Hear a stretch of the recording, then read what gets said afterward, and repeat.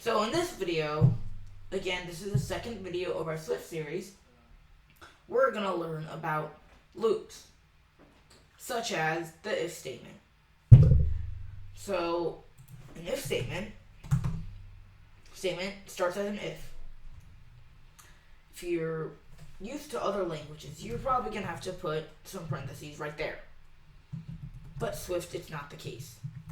You do not need parentheses there. So let's say if dict.count equals, and again, you can't just say equals 0. You're comparing two objects. It's going to give you an error right there. It says cannot assign to property. Count is a get only property. Well, yes, count is a get only property, but the thing is you're not assigning a value to the count. You're comparing the count. And that error should go away.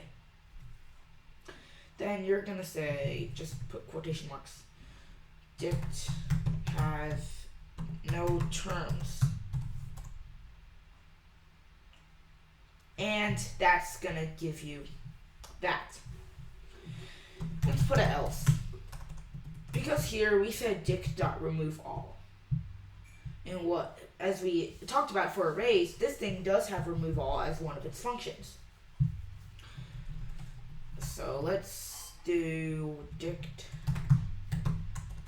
has, and in strings you're allowed to do this thing where you put a backslash, then you put two of those, a backslash, and then parentheses.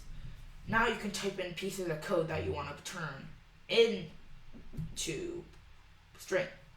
So you can just do dict.count terms. And let's say we remove that.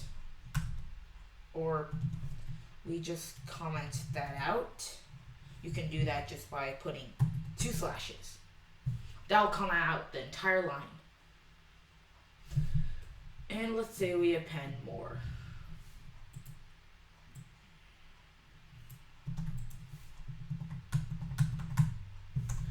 But we gotta change these. I'm just gonna remove that. Dict doc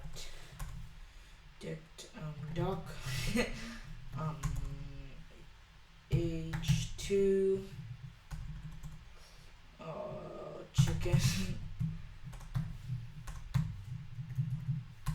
You can put random stuff. As long as they're a string, which means they're inside quotation marks, it's a valid input. Because here we specified that the key must be a string. And here it says dict has 8 terms. Now let's say we want to print out each of them one by one. Now that is going to require a for loop. So a for, it starts with a for, and usually you're going to have to put parentheses. But again, in Swift, that's not the case. So we're going to do for I, or let's say let var I equals something, and we say for I in dict.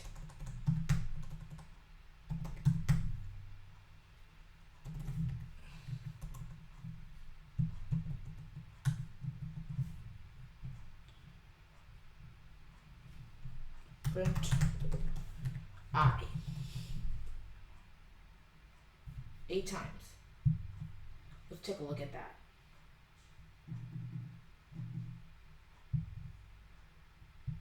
So it's gonna print something 8 times. So for I in dict, let's say I is any, or let's change this back to string.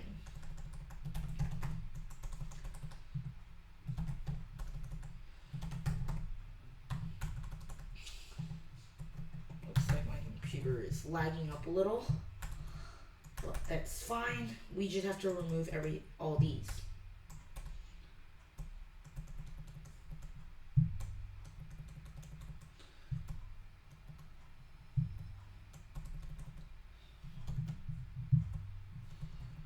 So eventually you're going to want your code to be something like this. And var I equals something. Just some empty quotation marks which specifies that it's a string. Another way you can specify the type is just to put, let's say you're specifying an int. You just put int, and then to create a constructor, you add two parentheses. And this is also used for converting things to int too. You don't have to say as int, but you can also do, let's say int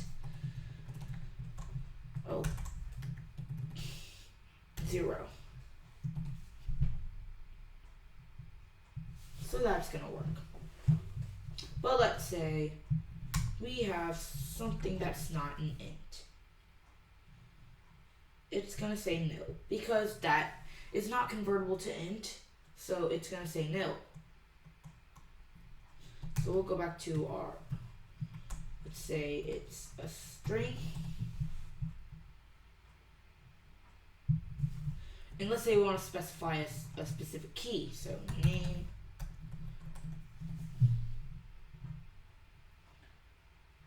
And it's going to give us an error because the type string doesn't conform to the protocol secret sequence. You're going to have to search directly in there.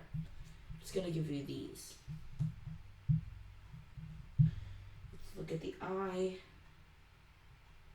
UR something, and so on. It used to be in older versions of Swift that you could put a normal C style statement, which is for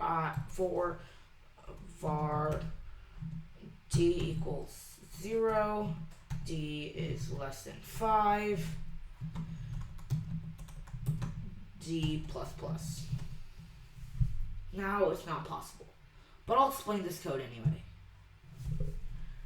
Plus plus originally was in there, but it's renamed to plus equals 1. It's going to give us an error when we try to run this statement. So it's going to say the C style for statement is removed. And coding is not the same as math. For example, we could say I is an int, and we could say I plus equals I plus 1. Now that doesn't make sense because you can't have a number equal to something one more than that number. If you are on this earth, you should know that. But coding is different. You can also, to add one, to increment it, as they say, you can say I plus equals 1. That will also add 1 to it. You can also do minus equals 1, which will subtract 1 from it. You can also do times equals 1. And you can also do divides equals 1. You can do any operation to something immediately. So let's say I is like some big number. Right? Then you're going to say I divide equals 2. Now this is like a calculator. Then you could say I divide equals 4. And you can't divide by 2 anymore. And you could put some big number and it will fail because it says 0. Keep on going. Because this thing can only be integers, we can't essentially do any decimals. So we could just set this to a float and put a big number. And we could say I divide equals something. It'll give us a decimal. And a lot of the time you're probably going to want to use a float because A float allows you to go into decimals, but whether as an integer does not. Double is like the same thing, but it can handle more decimal digits.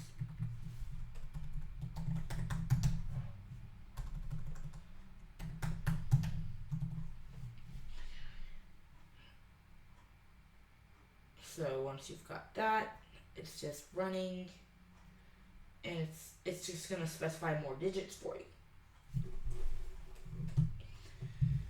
Now, originally they did stuff like NS double, which they still have, but you're gonna have to import Foundation.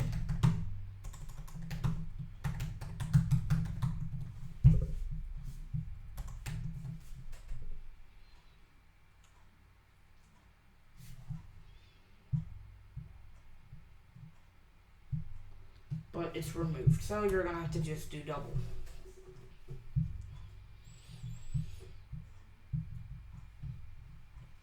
Now, NS stands for next step. As you remember in 1985, if you know Apple history, Steve Jobs got kicked out of Apple, and he started another company called Next. And eventually in 1996, when he came back, Apple bought Next. So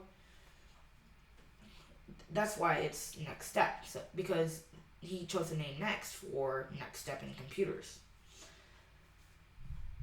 So anyway, guys, that's pretty much it for this video. In the next few videos, we're going to be covering things like the switch loop and other things like try, catch, do, catch, those kind of control flows. We'll also discuss some other cool features of Swift. So